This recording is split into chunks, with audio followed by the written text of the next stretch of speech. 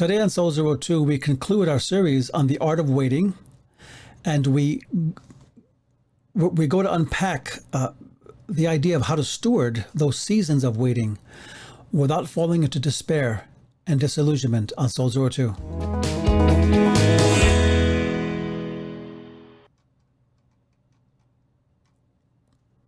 And welcome to Soul Zero 2. This is a podcast that is putting the oxygen back into the Christian life one soul at a time. And previously we mentioned that there are many kinds of hope in the world. And we talk about the empty hopes and the hopeless hopes and the hopes that are they just don't pan out. And then we compared that with substantial hope in God that never fails. And the process of hope, we talked about last time, that hope is not just a feeling or an attitude, but it's a process that requires a stripping away of who we are and who we were so that God can do a greater work in us. That's why the ego becomes reclothed with a new glory. It renews the strength, right? According to the Isaiah 40 and 31. And today we discuss how to navigate long seasons of hope. When it seems like nothing is happening, God isn't near you, and you wonder if he really cares. So how do we navigate this hope? How do we navigate this hope? How do we steward seasons of waiting on God? Well, there are more elements involved in waiting than just time. That's one of the first things we have to look at today.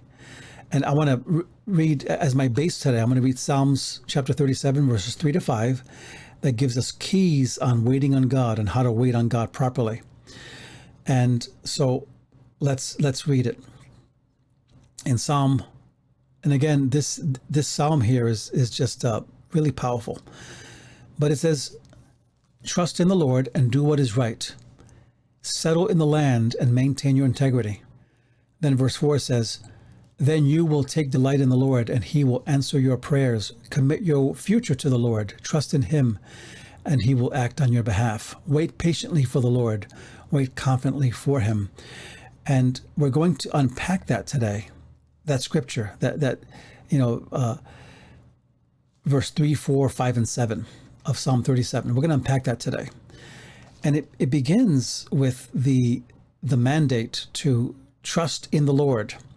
And that is kind of obvious, right? Hope is all about trust in him. It's not about kind of waiting positively with a positive mindset for your answer. It's waiting on God. It's saying, Lord, my destiny belongs to you. My purpose belongs to you. And waiting in faith is not a ceaseless striving, but it's a letting go. That's what it is. That's what it means to really wait. It's not just I'm waiting for the bus here. It's I'm surrendering to God my need and my desperate need and my desires. And I'm saying, Lord, I lay them at your feet. We often teach ourselves to hold on when God all along is saying, let go. And think about when a drowning person is being rescued and they can actually endanger the person rescuing them because they're clutching and saying, just save me, save me, save me. And the person is saying, let go and let me save you. And in a way, waiting does the same thing. When we wait in the right way, we're saying, Lord, I lay my desires at your feet and I wait on you. But also, it doesn't just say trust in the Lord, but it says this. It says, do what is right. Waiting on God means being still, not dead. It's not passive. It's actually very active. In fact, to wait, and here's the meat of it, of what I wanted to share before. The word wait, there's one word for time in the Hebrew, right? Chronos, or chronos is actually the Greek word, but this Hebrew word here, kavah, I think you pronounce it, is for time, right? It's like seconds, minutes, hours. But another word for waiting that might be suggested in Isaiah 40:31 is to wait on or wait upon, or to serve or to minister in a way that you are God's attendant. You're acting as in the capacity of a servant or an attendant to God. And think about a waiter, right, waiting on you. A good waiter is just phenomenal. They're watching you to see what you need, and they're right there when you need it. And in a way, when we wait upon the Lord, our eyes are on him always. We're saying, Lord, everything that I have is bound up in you. That is the right way to wait. It's not saying, Lord, I want this answer and that's it. And there's a detachment.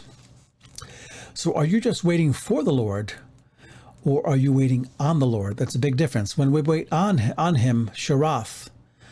When we wait on the Lord, Sharath, we minister to him while holding firm to our confession that what God has said is true. But another part of waiting, and this is verse 4 of Psalm 37, is take delight in the Lord. Take delight in the Lord. And you might have the version, King James, that says, delight yourself in the Lord, delight thyself in the Lord, right? And this speaks of another kind of waiting here. There's waiting for God, right? That's time, or chronos, or sharath. Or no, sharath is waiting on God. So there's waiting for God, that's time, right? Then there's waiting on God, that's attending to him and serving. But then there's waiting with God, and that's surrender. And that's really hard, because when you pray and when you're spending time with him and you still want to have your closure that you're waiting for, you're saying, Lord, I put it at your feet. I'm not going to be offended at you. I'm not going to live in anger and bitterness. I'm not going to try to, push in the flesh this thing. I am there to serve you, Lord. And this is my need here. This is what I'm seeking for. This is what I'm praying for. But my eyes are on you. So what are you doing there? You're enjoying God on the journey. You're saying, Lord, you're my friend, you're my lover, and I'm sticking with you. And no matter what happens, we wait with God when we surrender and submit to God. And that word surrender is a very offensive term, especially in our modern Western culture, because, man, I have my own rights and I have my own truth, and don't mess with me, But God says, if you want to follow me, you got to surrender. That's a fact. There's no compromise there. But another thing that we find in Psalm 37 and 5, it says, commit your future to the Lord.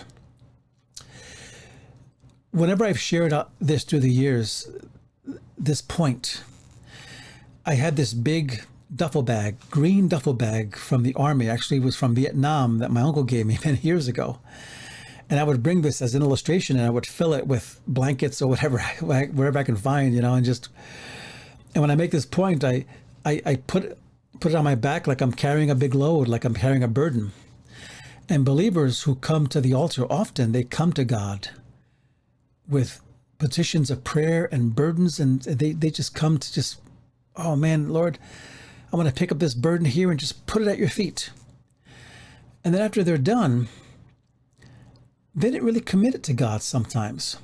What they do is they pick up the burden and they go back to their seats, because they think it's their job to carry it. But if I really commit my future to God, the way it says in Psalm 37:5, then I'm saying, Lord, this burden is your problem, not my problem. And I'm not going to carry it anymore. It's too much for me to carry anyway. But another thing Psalm 37 says in verse 7 is, wait patiently and confidently for the Lord. And that's beautiful, isn't it? And just an extra scripture to tie into it is Lamentations 3:26. It is good to wait patiently for deliverance from the Lord. So believe and expect that God will come through for you. Don't just pray randomly and complain to God, but believe that he hears you, and believe that he is going to make a way where there is no way. Which means that after we're called to be an eagle. We know that. That's part of this series. But what is the calling of an eagle? Is it really just to soar all the time? Absolutely not. Because when you look at the pattern in Isaiah, the pattern, it says they shall first they fly like the eagle, then they run, and they shall run and not be weary, then they shall walk and not faint, right? They mount up as wings with wings of eagles. They run and they're not weary, and they walk and they don't faint. So it's a digression, not a progression. So you're going from up here down to everyday life. Why? Because most of life is lived out in walking, not flying. Every day, small acts of faithfulness that reflect that you are waiting in faith on God. We find that in the story of Elijah, the famous prophet Elijah, when he had a day of great momentum and victory, when he confronted the prophets of Baal and defeated them, and he he showed God's greatness to Israel. And then he ran real quick to one destination. And all of a sudden he heard that Jezebel, the queen who was over all these prophets he dealt with, all of a sudden she says, I want your head. And all of a sudden he runs away to the desert. So he was soaring like the eagle all day. All of a sudden he can't even walk. So what am I saying to you? That it's not your job to soar every moment and be up on cloud nine with the strongest faith and the greatest attitude. You can't do that because you're human. But I'll tell you what you can do. By the grace of God, you can walk without fainting. God is more interested in how you live on the ground than whether you live on the clouds. Because how you live on the ground is a sign of your faithfulness to the Lord. And waiting in the right way always brings renewal. We find this scripture in Judges 16:22 that says, but the hair on his head began to grow. Who is it talking about? Samson. Samson, the great warrior who was strong and did incredible feats.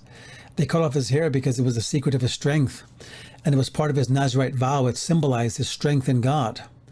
And when they cut off his hair, he was just like the eagle in molting. But the beauty of the story is that his hair grew back. And this is what happens to the eagle as well.